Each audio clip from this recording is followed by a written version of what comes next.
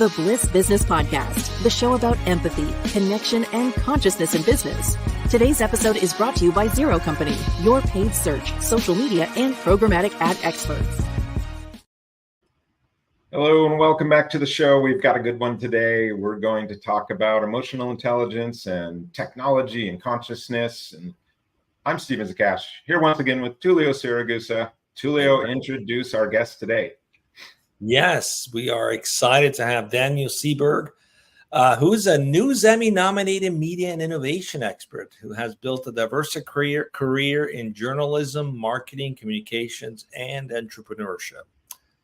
He's had senior roles at Google, Moody's Analytics, Huawei USA, and serving as a science and technology correspondent for CBS News, ABC News, and CNN. He has made a significant contribution to these fields. Today, he's the co-founder of Good Trust and the founder of Screen Genie US, a Gen AI-powered viewing assistant.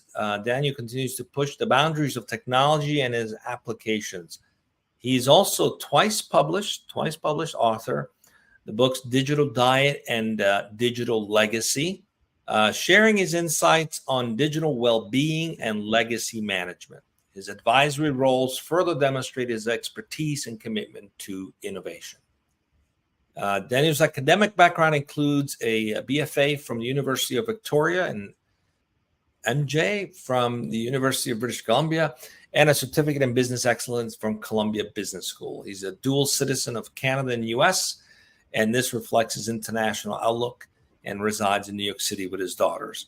The reason we invited Daniel to be featured on the podcast is because he's passionate about inspiring others through his dedication to collaboration, curiosity, continually seeking new ways to make a positive impact in the world. Welcome to the show, Daniel. Tullio, thank you so much for that introduction. It's wonderful to be with you and Stephen.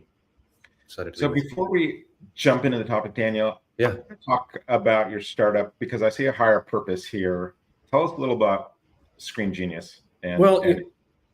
Yes, I mean, I would say it started with my own lack of connection, and that includes with the people in the room who I was trying to watch something with. So it started from a moment of frustration. You know, if we can agree that maybe necessity is the mother of invention, perhaps frustration is the father of invention. And I was a frustrated dad in a moment where I was trying to figure out what to watch. And I had, there was one child in the room, there was another adult, and we were having a difficult time making a decision. Now, I would suggest that what we all watch is just as important as what you read and what you listen to, but we were lost and frustrated, and we almost ended up giving up at that point. So Screen Genius is a Gen AI-powered viewing assistant, and it is designed to be empathetic in a sense that it wants to understand what it is that you're in the mood for, not just you, but the people who are in the room with you. So my daughters are 11 and 13. We want to be able to offer something to people that creates an algorithmic recommendation that understands what you might be interested in that moment of need.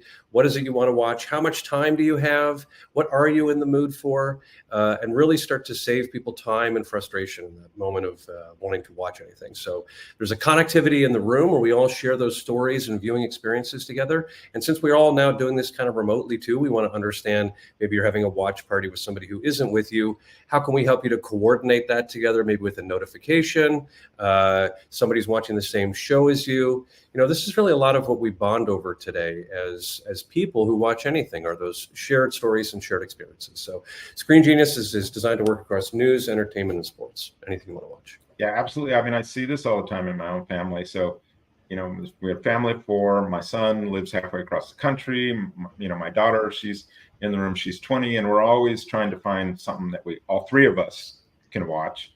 And so, you know, rather than have us all on like separate screens, you know, watching something else and having a separate experience, we can actually have this bonding, you know, when we find those shows that we like, and then we'll just kind of plow through those together. And I just have this great bonding experience with my daughter there. And I like the aspect you mentioned about the remote part of this so like my son halfway across the country, he can also be involved in some sort of, you know, collaborative process of of us bonding over a show. How does that work? That's right. Yeah, if you think of this as an app on your phone, or it's part of a third-party app, which is our sort of B2B strategy. But if you just imagine that your smartphone replaces your remote control, and you can have a conversation with us. We have a fun way to listen to you and try to understand your mood and what you want to watch. And then we'll bring back recommendations that are ideally as targeted as possible. And as much as we can, we want to kill the scroll, which I think is, we can all agree, is kind of the death of decision making when it comes to watching anything. And so we want to try to limit the choices that you have in front of you in order to make that decision as efficient as possible and as collaborative as possible, so that everybody in the room is participating in some ways. So what's interesting to me is technology here. Is it both helping us connect, but also making us more disconnected at the same time? Is this tug of war going on? I would agree. I mean, I think, during the pandemic, speaking for myself, certainly when my family members were around and living in New York City, we're in a relatively small space. And when you're in a relatively small space with the same people over a long period of time, you're not all going to be in the same room. You're going to want to maybe go off to your own rooms, have some time to yourself. And when you couldn't figure out what to watch, or you didn't agree on whatever it is you wanted to spend time watching, now that most people, or certainly kids of a certain age, have their own screens, they would just retreat to their rooms. And so there was, I think, a tendency during the pandemic to push away from this idea of the living room or the bedroom as a centralized place to bring everyone together. We were all getting a little over each other, we were sort of in each other's faces a lot. Now that we all are going back to normal, or are back to normal, the opportunity to sort of unite everyone back into this experience in a way that feels fun and magical and enjoyable is the opportunity. And this is a human to machine learning challenge, I would say, because the reality is that none of us know what is on all the time, everywhere, across every streaming service and everything else. And so we just want to understand what you want to watch. Our technology, our viewing assistant, Screen Genius, you can imagine, sort of knows everything that's out there, right? Just wants to know what you and your family want to watch right now. So I can see us even, like, we'll all be in that same room, but sometimes the headphones just pop in or something and the screen comes up. And so you'll all still be there, but you're still disconnected and doing your own things in a way. It's just... Yes. There's a lot of that happening. And so, as somebody who wrote a book called The Digital Diet, which is about my own overconsumption of technology, and that book came out in 2011. And by virtue of my jobs, I was, at the forefront, a person who had too many screens and was spending time on lots of them at the same time. I think, part of what we want to do is encourage people to come together, to use their time wisely. And maybe even within Screen Genius, we might have a little nudge that says, hey, you've been watching something for, X number of hours now. Maybe you want to go and do something else. Speaking of feeling connected or disconnected with technology, I actually saw once a group of people, they were putting on an event, and they were circled up and they were all on their phone. And I jokingly said, are you guys having a meeting on your phone with each other while you're in front of each other? So it was bizarre. But in any case, speaking of, what do you think, what would you say your biggest fears are as it relates to technology in the future? And what are the things you're most optimistic about? Wow, Tullio. I mean, look, as somebody who has had the good fortune to see so much transformation and so many changes and really be at, I would say, the forefront of it, we all bear a responsibility to think about why we use anything, right? It's a bit of the Simon Sinek start with why.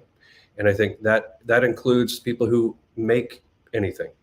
And so for me, as somebody who covered science and technology for many years and was a bit the arbiter or the moderator between somebody who created a technology product and the general public as a correspondent, now to contribute to that, for us to introduce a product, to build something, we constantly, I think, need to think of the value of it. Why are we here? Why does the world need Screen Genius? Why does the world need any new technology product?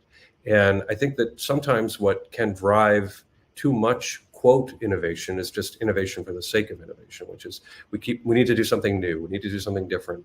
And people drift away from the core mission or the core values of why they were ever there, and what is the whole, concept and mission. So this is something that I wrestle with personally. I think I've seen how technology can get the best of people. It got the best of me. I mentioned the digital diet book and over consuming technology. I was playing a lot of online role-playing games at a certain point, and hours of my day would be sunk into playing World of Warcraft, which was the game that I was super into. So technology can become a huge distraction, and it can be something that becomes like a vampire. It sucks away your energy, your time, your emotions, just everything as a person. And this includes whether you're in business or in your personal life. You mentioned people staring at their phones in New York City, where I am. Now I see, we call them clingers. So there are people who walk around with their phone staring at it and typing on it, right? Then now there are the people who follow behind them. They're the people, they kind of get in line behind them. And so the person in front of them is paving the way so they don't bump into anyone. And then the person so a clinger comes in behind the person, and they can just create this like human chain of distraction where they're all just looking at stuff. And so I think we've reached a point where we really need to be much more mindful about why we're using any technology in our lives. And I am keen to be a voice in that world. I'm a living, breathing example of what can go wrong, frankly. So I see it, I guess, from both sides, if you will. We're building a for-profit company, so we need to figure out a business model and the reasons why people would want to use us maybe on a daily basis, perhaps. But that needs to add value to people's lives. And if we're not a utility and we're not doing that, we're not serving a purpose, and I don't know why we're here. Yeah. At the same time, technology has also in many ways democratized access for undeserved markets, et cetera. But it does require unconventional thinking. Most entrepreneurs definitely go into building these things because they have unconventional thinking. So I'd be curious to hear what kind of unconventional thinking led to a breakthrough in your work and industry. Wow, Julia. I mean, look, for me, I think we have all the easy questions here. Yeah, I love it. By the way, that's what's going to distinguish us. I heard this from somebody else, so I'm quoting another person, but what's going to distinguish us from AI for the foreseeable future as humans is knowing the right questions to ask. And that is something that we should always remember, that asking the right questions is super important. I would say that for me, I'm reading this book called Think Bigger, which is by a Columbia Business School professor right now. And, she talks a lot about the sort of pattern recognition that we all have subconsciously. Okay. So in other words, in our lives, we've all seen and used different technology products for a variety of reasons. We liked them, we didn't like them, we saw the people use them, whatever it was.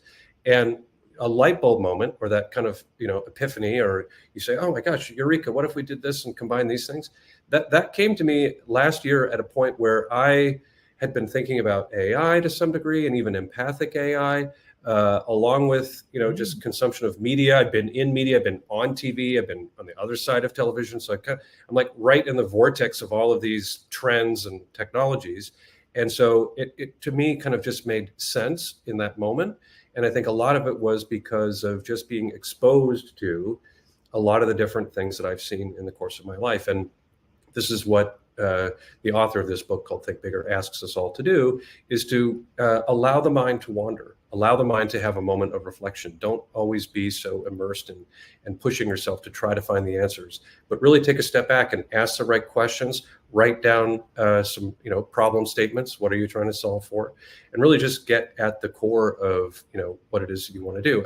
For me, back then I was customer zero, if I could call myself that. So I can see myself being the first customer we have, and a lot of it was driven by just a combination of forces that came together with my own experiences. So I think anybody has that in them. It's not that just happened to me because I was sitting in that moment and those things affected me. I'm Daniel Sieberg. I have had this life, and that's what. But this can be anybody in the moment having something that spurs them to innovation. You mentioned thinking bigger and also the pursuit of the why. So that pursuit of purpose and meaning in work, it has taken on more importance, I think, with which each of the last few generations. And does this put an emphasis on having emotionally intelligent leaders more, or maybe more pressure from younger generations, as they kind of lead upward? Do you see that coming online more and more? I do. I spent 6 years working at Google to the day I left on my Googleversary to create a bittersweet moment of leaving to go to entrepreneurship. But before I left, there was a Google-wide survey that was done looking at the most successful teams across the company and what allowed that to flourish. And the most common factor was, psychological safety, which I would, to some degree, that's within the umbrella of empathy or EQ. That you can allow people to ask questions, to challenge existing paradigms, to collaborate together in ways that feel meaningful and purposeful, and for people to be their best selves and lean into their strengths. And I think that was, to me, an early indicator. Google and big tech companies, for all the criticism they receive, they can also be pioneers when it comes to some pretty important thinking that they kind of ripple out to the rest of the industry. When a big company takes on a topic like that, people tend to pay attention to some degree, and then they see if they adopt it, right? So I think that it's starting to head more in that direction. During the pandemic, we were all on screens. There was a lot of Zooms and Meets and this and that. I'm not sure that enhanced our understanding of EQ and empathy. Perhaps we longed for it more, and we started to realize how important it is. We missed it maybe to some degree. So much to me of EQ and empathy and leadership is not just the getting stuff done and innovation and ideas and executing a strategy and all that kind of core stuff. It's just the human time together to have a serendipitous moment at over coffee, or learn about somebody's life a little bit more, so that you can start to map closer to how they operate, right? We don't all work the same way. When we have children in school, we say, oh, we'd like a teacher who teaches effectively to our child, right? They all have a slightly different style of teaching. And so in order to work more effectively with your colleagues and with people who report to you, that idea of EQ and empathy and leadership is critical to optimizing their abilities and their talents. That's what really brings the best out of people, I think, rather than trying to get everybody to go with your plan or your way of thinking. There may be times where that's necessary, but to really understand what motivates anybody in your orbit. We have a small team at Screen Genius. It's not, and we're early stage, so we're working on this when people have time. It's not like it's a full-time job for most people. And so when I do have time with people, I really want to understand what motivates them. Why are they here? Why are they spending any time with me? I'm not able to pay them right now. How can I make the best use of that time? And for them to come back the next time and feel enthused and excited and interested. Nobody wants to go into a meeting and just feel this kind of sense of drudgery and, oh gosh, I have to talk to this person again. And so I think EQ can provide so many benefits to businesses beyond, maybe the ones that we're all immediately thinking about. We're going through this process at work the past couple of weeks or so, where it's like 40 of us or so, and we're all articulating what our core values are and some of our higher purpose. And it's been a really interesting process of understanding each other on a deeper level, but also part of leading with emotional intelligence is having self-awareness, to understand your strengths, your weaknesses in that regard. What advice do you have for leaders in that regard? Well, I would say that what you might think of as a weakness or something that you are loath to admit or to share with people can actually turn into something that motivates them. And that kind of transparency and self-awareness, I think, really pulls people in. It's part of the kind of connective tissue that we're talking about. So for example, I'll give you an example. I can tend to be a person who talks really fast, gets super excited about something, goes on a bit long in a meeting. And I have had a few people say to me, Daniel, you've got to, let people talk more, or let them breathe in the meeting, or, ask some questions. And part of my motivation is to share and to get people excited. And I think I've got all this energy and I want to bring this in and, get people going. And when I call that out in a meeting and let people, I say, hey, I'm going to go on mute. I realize I've been, taking over the conversation a bit too much. I think that helps people to see that you're not just going to plow through meetings, that you're not just going to steamroll over anybody. And you're not going to be embarrassed or ashamed of somebody calling it out because you know inherently that it's something you need to work on. We all have our weaknesses and the things that we're working to improve. So even as a lifelong communicator, I know that there are times when my communication skills are not, the fidelity of them needs some adjustment in the moment.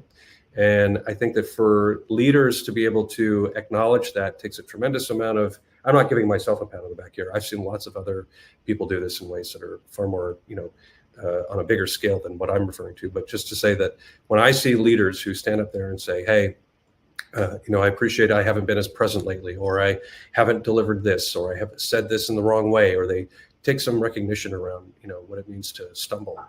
That's a huge, I think, opening for people to lean into and feel human. None of us are perfect, and when we see people who have achieved success talk about what they struggle with and the ways in which they're continuing to figure out life, it gives us all a sense of like, gosh, aren't we all figuring stuff out? And why are we so hard on ourselves? Because everybody has these moments, and we're all a work in progress. Yeah, and I think, maybe something that people don't understand is that being vulnerable as a leader, that's just a huge opportunity for you just to connect at a higher level with everyone else in there. They see you more as, oh, Steve, he's, worried about this or whatever, or doesn't think he's, going to be able to do this. And you build this deeper connection when you're vulnerable that way. You're sharing something, they're going to share something too. And you just get, these deeper ties with people, I think. So you do. And I think that, in startups, that is particularly apparent because, in a big company, it can be easy to feel like you can just fade into the background or sit in a meeting and not say anything, or occasionally pipe, whatever it is. In a startup, we're talking about a handful of people, maybe 2 or 3, who are all, in trying to figure things out. And if you go into that feeling defensive or putting up walls or, not being interested in being somewhat vulnerable, it's really hard to get that kind of connective tissue and almost create like a flywheel of trust that I think is what starts to happen when you're vulnerable. And trust is at the core of any business. It doesn't matter what you're doing, selling, who you are. And that to me starts with a lot of what we're talking about here is just the EQ and the vulnerability of its leadership. That doesn't mean that you come in and tell everybody about all your problems and, to TMI and like overshare with everything that's going on in your life. And I will say that I have needed to think about that too, because I really like a lot of the people I work with. And sometimes I come in and I think, oh my gosh, I only have a limited time with them. Like I'd love to just kind of like, talk to them about all kinds of things. So there's a need to regulate EQ, just like there's a need to regulate your emotions, right? We all have emotions. We need to think about how to regulate them. So I think EQ is something that can be harnessed in best case scenarios. I think like part of that EQ is that self-regulation. So it's that other side. You need to really, I say this a lot as leaders, you need to take care of your shit, right? Yes. People don't need to be dealing with your baggage. That's right. They don't Grip on yourself. No, you need, look, this is where my future career, someday, I would love to be a PhD. This is I'm kind of going full circle in my life because when I was a teenager, I wanted to be a psychologist. So I would love to get my PhD in psychology. And my tagline would be to counsel entrepreneurs of any age and stage get to their tomorrow. Because in my opinion, it's certainly a role in life that comes with a lot of mental health challenges. And if you don't have somebody to talk to about whatever it is you're going through professionally or personally, then it can manifest in ways that, might surprise you, or it comes out in a meeting, or you say something you didn't mean. And that regulation of EQ in a business sense can kind of get the best of you. I have a spiritual guru who I have known for almost 30 years, lives in Vancouver, who I talk to on a quasi-regular basis. He seems to know right when to call me. I have family members who I occasionally reach out to. I have, contemporaries. I have my own therapist. These are all things that I think as we evolve through life become critically important so we can bring our best self to our work, which is where we can apply all of that wonderful purpose and help other people to do the same, which is what motivates me. And I think that's a lot of where EQ comes from, right? As a leader, you want to see other people be their best self and go on and live their best life. That's what I think is the biggest reward all of What this. about AI in this role as like a mentor, or some sort of future, like you're talking about, you have this future for yourself. How would AI come in here to help us be more emotionally intelligent leaders and emotionally intelligent organizations? Yes, it's so fascinating. Empathy and AI have been intertwined for, I would say, many years now. There are companies that have built entire business models around, for example, looking to understand your emotions through voice. Let's say it's customer service, and they have an AI customer service bot, and you're talking to it, and you're saying, representative, I'm so frustrated, and it can hear in the tone of your voice that you're having maybe a lot of problems with it. What can it do to either help to kind of like resolve that, or talk you through it in some ways, sound a bit more human, I guess, right? And certainly empathetic AI now has its own category. People are thinking about all manner of ways that it should start to be integrated into different ways that AI is applied. I think it got a lot of promise. The Turing test, of course, is the Alan Turing test, is whether you can tell whether an AI exchange is with a robot or a human or not. And so I think now we're looking at it from this empathetic point of view. Does it express the kind of emotional response that we would expect? I used a tool, an AI tool, when I was at Moody's Analytics for a bit. I tested out something that was integrated into Slack. People know Slack is a communications tool. And it was there to coach you or to help you through any work problems you might have. So kind of like a strategy buddy or a strategy co-pilot. You could go to it with anything you were working on. It could help you to resolve a challenge with a teammate or something. Now, of course, anything you put into that was retained by the company. And so you needed to think about just whatever you were going to say. But it was designed to be there for you in those moments in ways that were, I think, empathetic in nature. And so this goes back to the creation of any of these products, because there's maybe a business model around these for people who are excited about it. But if the why and the purpose and the mission behind any empathetic AI isn't led by people with EQ, then I think we're all racing towards a Black Mirror episode, because this is where technology can go in two different directions pretty quickly, depending on who's in charge. Yeah, I think you can preach on there for a while too.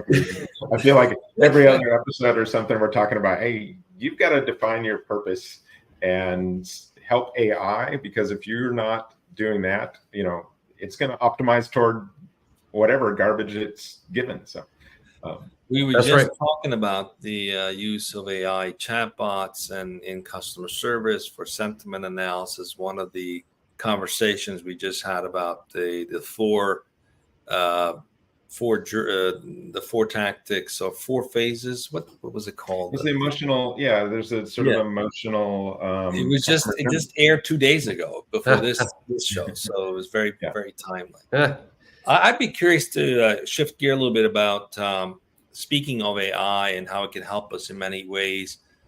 I mean, you've got an extensive background in journalism. And let's face it, the truth has kind of taken quite a beating in the past 8 to 9 years. So what's going to happen to the truth as we know it, or as we knew it, with generative AI coming to life? How do you think we're going to navigate through that? It's and we're heading into an election this year, of course, and so perhaps never more pressing to solve for what it means to read or view or hear the truth. It can sound very convincing. It can hallucinate stories and put it well together where it sounds really convincing, like it's the truth.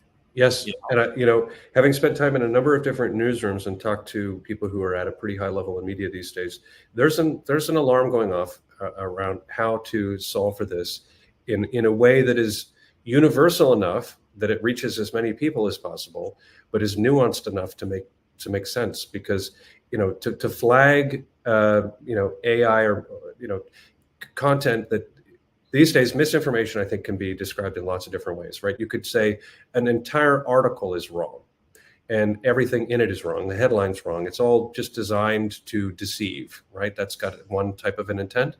You could, a hallucinogenic moment for AI to introduce something quite, by accident, if you will. In other words, it's not trying to deceive the readers. It's just wrong. To label that in ways that people could see and understand or question is maybe an opportunity. And how any of this is maybe integrated at the highest level of the digital publishing stream. Okay, so if you think of every newsroom independently publishes content, many of them have their own CMS or content management system. Maybe they use WordPress. How does it get from any journalist or anybody anywhere in the world to somebody who reads it or listens to it? It's got to go through all sorts of filters and publishing tools and everything else. And so there are companies today that are looking to design, I don't know if truth filter is the right way to think about this, but ways to detect hallucinogenic content, to better understand the source of where any material originates from. There are opportunities even within blockchain or Web3 to better identify the provenance of a piece of content, right? A fact or the origin of something. Did it come from Wikipedia? Did it come from a source that is debatable? What are the ways that we can use machine learning and AI to really leverage this at scale so that consumers anywhere are better informed? And that the reality is, I think we should all accept that there will never be a perfect solution in all of this. And so, since humans created AI, we might as well accept that we're never going to make it perfect, and that there isn't going to be a world in which, there's no misinformation. So much of it is going to come down to awareness and getting people to think. And at the same time, as you say, you could easily just read it and take it for granted and think, oh yeah. Now that I don't want to get up on my high horse here. To me, there's a lot of this that goes back to now education, and we're talking about kids in school, and my daughters were both in their newspaper clubs at their respective schools, and there's even already the under the tween and the teen crowd are thinking about how to identify misinformation, how to question something, but there will never be, I don't think, a one size fits all, and we're all just going to need to be those kind of savvy, questioning, trust but verify consumers of information. The Onion can have a lot of competition for sure. The Onion, at one time, the Onion headlines seemed completely implausible, and now it feels like you get a little tricky. Like, is it real or not? It messes up on social media like it was fact, and I was like, dude, it's from the Onion. Well, that's it. And Google and other companies, and I worked there, but Google and other companies have come out recently and admitted that this is what can happen when you're training a model. It may not understand the nuances of satire or of historical references to something, and so there's a refinement to this that's happening. It's going to continue to happen for the foreseeable future. So trust but verify. Yeah, I'm glad you mentioned some learning in school regarding critical thinking and stuff like that. So I think this is going to be a necessary skill more than ever. If truth just becomes more fuzzy to people, will they just see what they want to see and probably become more divided? AI, it's going to be able to produce images and video and sound and everything that you would think is just as realistic as you're standing there watching it. Absolutely. So much of it comes down to the source of your media. And we all, I think, do live in somewhat of a media bubble. Each of us have our own bias that we bring, whether it's conscious or unconscious. And I think we've all seen now images tied to the election. Let's use it as an example, where we couldn't tell the difference. I couldn't tell the difference. It looked like it could have been real. I don't know. A lot of the times the images that I've seen, though, were because it was a trusted news outlet showing people that image and saying this is not real. So they took the responsibility of making that more widely available. Like, I don't know that I would have even come across some of these images had it not been for an established news organization. But they felt the need to put it in front of people and say, we know this is not real. And the reality is that only so many news organizations have the authority to say that. If I had seen that image somewhere else, I don't know how I, even as a trained journalist, would be able to understand that an image is fake or not just by looking at it. That comes down to your opinion or what you might know about what's going on in the world. But if there was a picture with Donald Trump, shaking hands with Joe Biden somewhere and celebrating life, and they were like, hey, let's just both not run for president anymore. We're just going to go off and live together on an island or something, we would all question that maybe to some degree. But the reality is we need, established news organizations right now, almost as a bit of an information police to some degree, to sort of say, look, we know this isn't real, this isn't true. and we're going to put it in front of you and tell you. That sounds like a really funny movie, though. I'll give up the rights immediately. Anybody? So that's another timeline that we aren't on. That Well, that'd be great. Though they both just decided to call it a day. I mean, there are people who are looking for a third option, but just to say that these are times when our own opinions, of course, start to color the interpretation we have of anything we see. If we like a person or we don't like a person, it starts to feed into how we decide whether it's real or not. And so we want something to be real, or we don't want it to be real, or whatever it is. And so these are critical times for us to think this through. Yeah, I think you talk about like this lack of cohesion, I think, that we're just seeing everywhere. With remote work in the mix now, I think that's a real challenge for a lot of leaders to deal with cohesion. How do we, how can we foster like this stronger company culture and maintain that team cohesion, do you think, with remote work in the mix?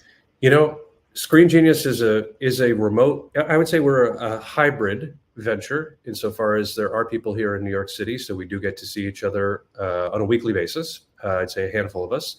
And then there are others who are remote, and some of who I've never met in person. And in my past, as an entrepreneur and at Google, I would say that remote work was a part of that. And we needed to be creative about how to bridge that gap. Sometimes it's having, when I was at Google, we would have a video chat, a Meet link, we called it a Hangout back then, but like a video link open all day. And you could just jump in and say hi to somebody. The tech stop teams, which were the ones that were handling people's IT questions, had a video chat open in 2 different places. So you could just kind of like wander in front of the camera or say hi. They tried to kind of create this sense that you were there in person. And I think it's, and it goes back to some of the things that we were talking about earlier, just about understanding your colleagues and how they work. When you're just a face on a screen, it's really hard to get a sense of the person's, just like body language, how they like to walk, talk, how do they communicate, any of that kind of stuff. And so even, conducting some EQ personality tests or understanding the person's traits a little bit more, calling these things out. We did that with Good Trust, which is a company I co-founded. And I think that helped people to really think about the right ways to relate to others in a remote culture.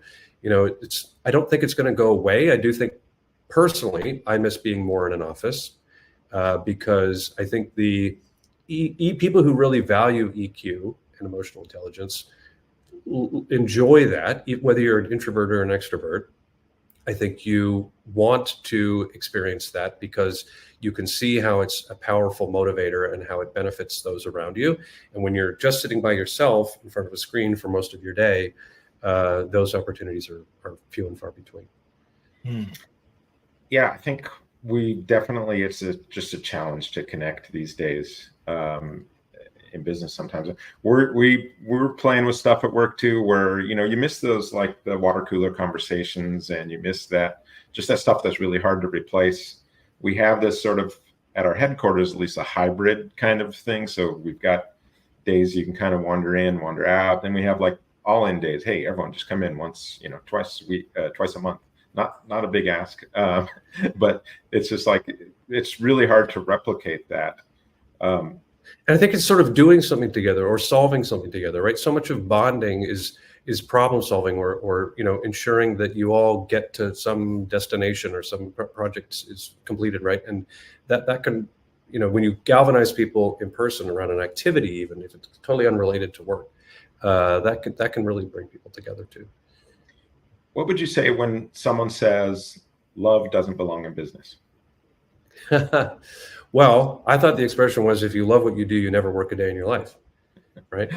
So in theory, if you love yourself and you love yourself enough to show up every day in front of the people who you work with, then you're going to love a lot of what you do because you get to be your best self and work with people who also love what they do. I think love is an infinite word.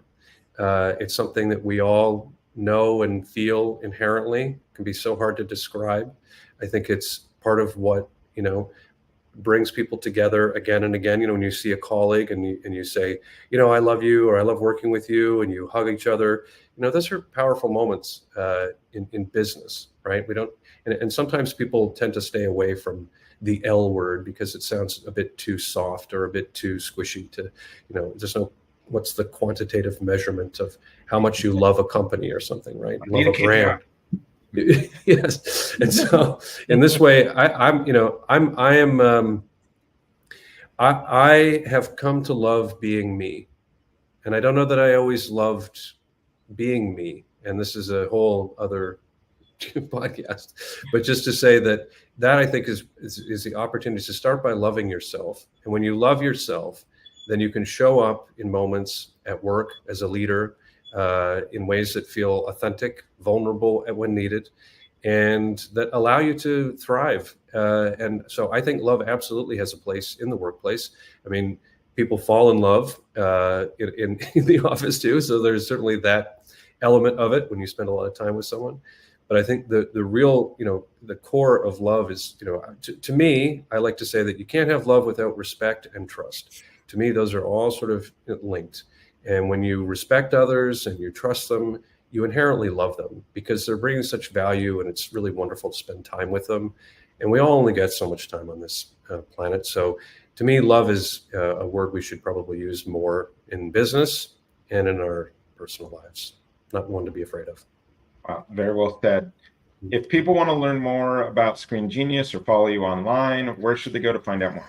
Yes, so you can go to Screen Genius, so it's Screen Genie with an I on the end .us, and sign up to our mailing list there. We are actively working on our MVP, which means our minimum viable product, something we can get in front of consumers. We have a working beta prototype. We were part of the Samsung Next Gen AI Hackathon and achieved being a finalist, which I'm so proud of the team that's been working on this. We have tremendous engineers and product people. So anyway, we're keen to come out, and our tagline is where streaming starts. So we want to offer something that has an empathetic way of understanding your time, your mood, who's in the room with you, and really place emphasis on that so we can all enjoy whatever it is we decide to watch. Tullio, we should do some two-parters so we can extend the conversation more here. Absolutely. Great. Yeah, we can go a lot deeper on this. I especially liked your comment about loving yourself. Every stream of spirituality, philosophy, or religion throughout the world has this common saying, love your neighbor as you love yourself. You can't love your neighbor if you don't first love yourself. It's so true, Tullio. I mean, when we talk about know thyself, right, the Socratic understanding of knowing, a life examined, and I would say that for some parts of my life, I did not love everything about myself. I just didn't. And I'm not here to unburden all that and confess everything to the two of you right now, but just to say I had a lot of work to do on myself in order to love myself. And in ways that I think when you love yourself, you operate better alone as an individual contributor in a remote working environment. There are lots of applications to the betterment of your own view of yourself so that you can bring that best self to anything. And not worry so much about what you said or how you did or anything like that. We've just done this whole podcast. I think I stumbled over some things. I think I left some stuff out, right? And I'm not going to, after this, beat myself up, which I used to do. And I used to try to be a perfectionist. And there was lots of stuff going in my life that I wasn't proud of. And I needed to turn around this ship. And to me, that's so much of what it means to bring your best self in an EQ sense. Emotional intelligence. If you're not intelligent enough to understand your own emotions and to think about them and where they're coming from, and I am by no means perfect in that category at all. You can ask anybody, and I think we're all a work in progress. But that kind of self-awareness comes with loving yourself, and it is the most rewarding and challenging journey I think that we can all undertake. And it doesn't have to be later in life, which it was for me. I think these days I would say that younger people, I would say millennials and Gen Z, they strike me as people who are more acutely aware of the value of EQ and more on a path of self-discovery. And I've seen it in a lot of younger people, some of who work with us at Screen Genius. And they come in and I think, my gosh, I was not like that when I was in my 20s, or, I was nowhere near being that evolved when it comes to understanding how I am in the world and bringing my best self.